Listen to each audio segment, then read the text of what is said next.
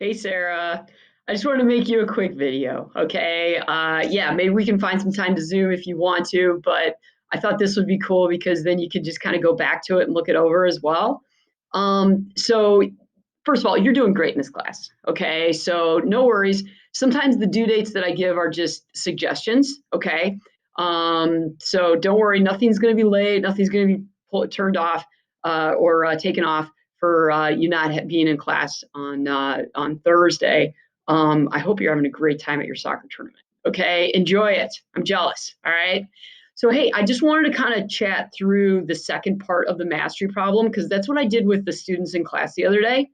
As far as your inventory costing, if you watched the video from class, you can check some of your grades or some of your final numbers here. Okay, I know my picture's on top of some of them. There's your weighted average number there. Okay. All right. And that maybe gives you a little bit more confidence. Okay. Just using the LIFO, and weighted cost averaging. And then down here on the bottom, we talked a little bit more about um, lower cost of market. I love lower cost of market because it really gives you a good idea of basically if a product goes like drops in value drastically, you can't give it that high value from months ago when you purchased it, okay? Because the market price to replace it has dropped dramatically, okay? Or drastically, dramatically. I made that word up there, okay?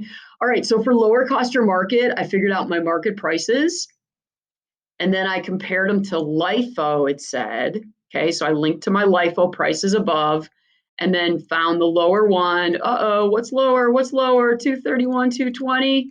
It's 220. Okay, and I listed those here. All right, so hopefully that makes sense.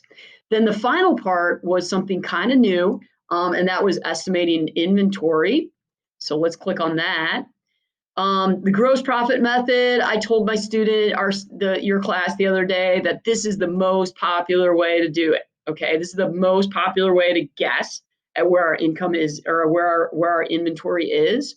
And with that in mind, I came up with the answer of 38,000 for 1968. Okay. With the retail method, it's a little more tricky. It's not tricky. It's a little bit more complex because you just need a few more numbers. Okay. So with the retail method, we compare the two, compare the two, compare the two. Okay. Get out of the way. And then we get down to here and we take 228 minus the 469, and that gives us a 48.7% difference. Okay. So again, 228 divided by the 469 gives us 48.7% difference. Okay. You can see that I put my calculation right here, and then I rounded it to the nearest tenth, put it in here. So 48.7% of 76,650 is 37,328.55. I also mentioned to the class that, hey, to be a good accountant, you've got to make sure things make sense. Okay. And this makes sense to me, these two numbers, because they're different ways of guessing or estimating, and they're very close to each other. So I know that I probably did it right because those two numbers are so close. Okay. All right. Finally, this is the part that you asked me about, and let me give you a little more guidance. Okay.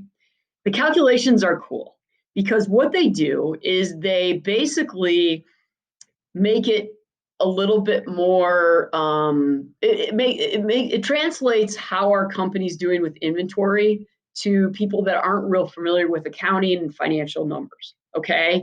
So when I calculate my turnover ratio at 3.7 times, that means that my inventory is turning over about 4 times a year. Okay. 4 times a year. And when I take 365, when I go ahead and divide that by 360 or take 365 divided by that number, I find out that that means that things are sitting in inventory for about 99 days. Okay, 99 days. So how did I get this 3.71? Let's go ahead and back up a bit. The calculation for merchandise turnover ratio. Okay, actually, let me go back to the application and let me copy and paste the definitions there, okay? So inventory turnover ratio is going to be cost of merchandise sold divided by average merch inventory, okay? To figure out the average merchandise inventory, here's where I make you go looking a little bit. The book tells us to use the gross profit method. So let me go and look up here. Here's beginning inventory. And here's my estimated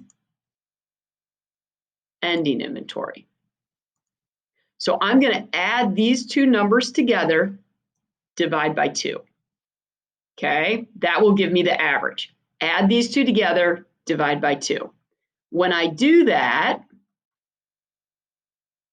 okay, I get an answer of 51,269.84. Okay, so again, that's beginning plus ending divided by 2. Then I need to find cost of merch sold. That's up here as well. Estimated cost of merch sold, boom. Okay, so I'm going to use that number and divide that by the average cost. Okay, so you can see in my calculation, I took C10, which is the 189,960.32, and I divided it by B26, which is the 51,269.84. Okay, rounded to the nearest hundredth, yes, hundredth. Okay, 3.71, and then take 365 and divide it by that. That gives me 99 days. Okay. So Sarah, I hope this helped. The last tab you do not need to do. Okay, that was an extra one that I threw in there in case we had some extra time or just, for fun. If you want to take a look at that later, you can. It's not worth any points. Most people that turned in their problems yesterday turned it in blank, which is fine. Okay, so that's that. Have a great rest of your trip. If you want to Zoom with me live, I'm available. I'll send that in my email as well. Okay. Take care. Travel safe.